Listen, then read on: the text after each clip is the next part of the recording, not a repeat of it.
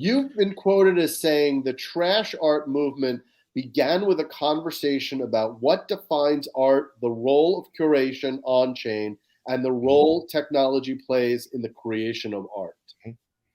Talk Yeah. to me a little bit about that. Yeah. Well, first, I think, I basically, what I believe is that trash art sort of plants a flag in between, in the middle of the question of what is and what isn't art.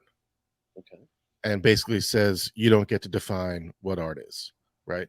So trash art has become a philosophy of individual creativity, where this idea that someone out there gets to tell you that your art is or isn't good, or is art or doesn't belong on this platform, is what decentralization is all about. This idea of individual sovereignty, individual creativity, individual ownership over your brand. At the time, in 2020, there were people attempting to control what they considered to be good art, and trash art, the movement, is born out of that. So in 2020, Robness got kicked off, Max Osiris got kicked off of Super Rare, and I got kicked off later in the year in Super Rare, all for remixing artwork.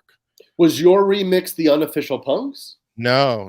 My remix never made it to the platform because I threatened to remix one of their popular artists, Hackatow. The leadership team, specifically John Crane, saw my tweet, and the next morning I received an email saying that I was removed from Super Rare. So based on the threat, just the tweet, you were removed from Super Rare. 100%. Basically from February 2020 to September of 2020, there grew this movement of artists in support of Robness and Max, and I was one of those.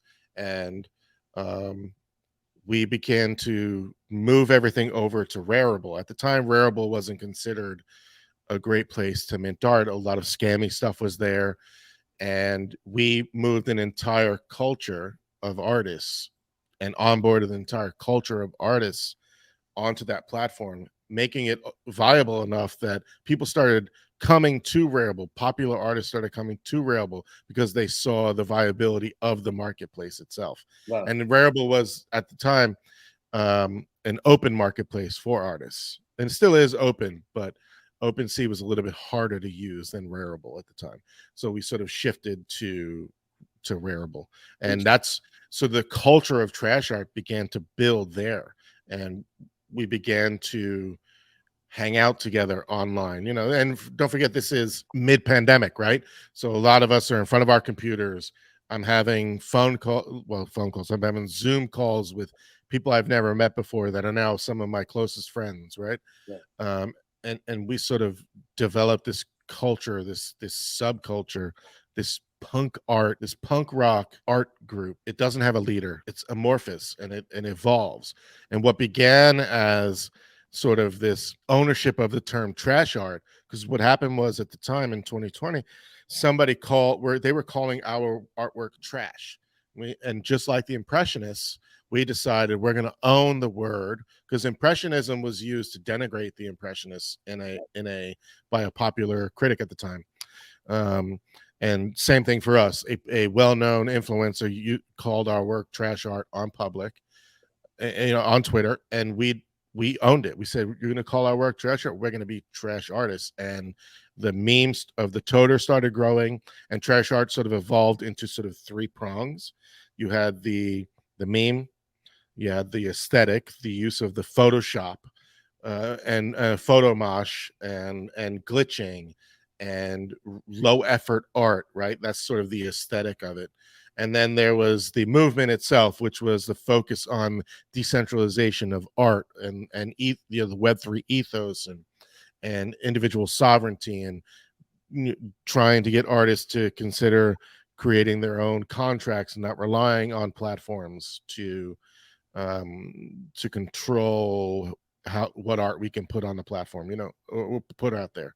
So for many years, that was sort of the three prongs. And then recently, it's sort of come back to the old individual, philosophy of individual creativity. I always think of the double diamond in design, where it expands and then contracts and then it expands again as we learn more. We're sort of in the contraction phase of it all, where more people are coming into the space, and the toter meme is really driving a lot of the discussion. But what's important too is we're pushing the boundaries of copyright and IP.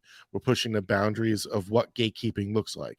We're challenging the status quo that the traditional art world has set for us for a long time.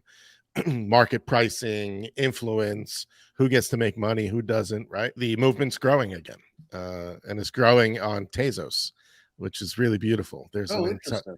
Yeah, there's an entire culture of, because one of the things that is really difficult about making art on Ethereum today is gas price can be high, Absolutely. the cost of entry is high. When I started in 18 and 19, there were times I was minting for 0.0001 cent. Yeah.